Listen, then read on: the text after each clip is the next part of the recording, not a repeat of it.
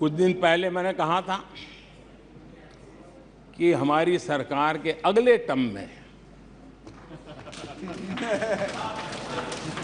तीसरे टर्म में भारत दुनिया की तीसरी टॉप अर्थव्यवस्था बनेगा।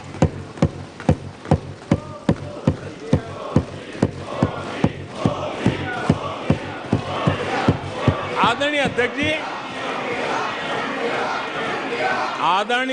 जी, अब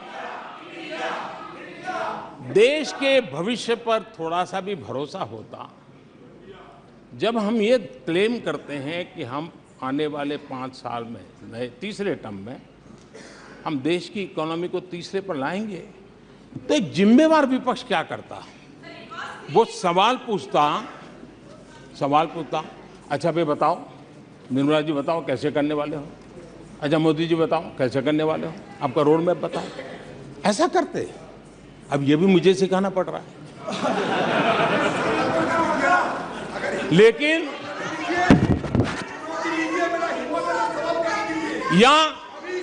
या वो कुछ सुझाव दे सकते थे, या फिर कहते हम चुनाव में जनता के बीच जाकर के बताएंगे कि ये तीसरे की बात करते हैं, हम तो 1 नंबर पे लेके आएंगे और ऐसे लेके कुछ तो करते यार। लेकिन हमारे विपक्ष की त्रासदी ये है, और उनके राजनीतिक विमर्श पर गौर कीजिए। कांग्रेस के लोग क्या कह रहे हैं? अब देखिए कितना कल्पना दारिद्र्य है। इतने सालों तक सत्ता में रहने के बाद भी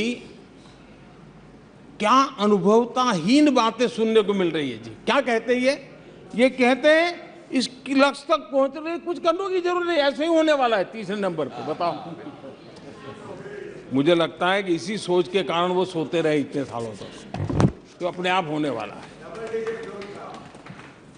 वो कहते हैं बिना कुछ किए तीसरे पहुंच जाएंगे, और कांग्रेस की माने अगर सब कुछ अपने आप ही हो जाने वाला है, इसका मतलब है कांग्रेस के पास न नीति है, न नियत है, न विजन है, न वैश्विक अर्थव्यवस्था की समझ है, और न ही भारत के अर्थ जगत के ताकत का पता है।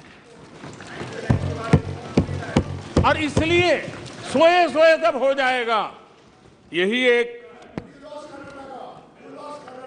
आदरणीय अध्यक्ष जी, ये वजह है कि कांग्रेस के शासन में भारत गरीबी को बढ़ाता गया। 1991 में देश कंगाल होने की स्थिति में था। कांग्रेस के शासनकाल में अर्थव्यवस्था दुनिया के क्रम में 10, 11, 12 इसके बीच में झोले खाती थी, झूलती रही थी। लेकिन 2014 के बाद भारत ने टॉप 5 में अपनी जगह बना ली।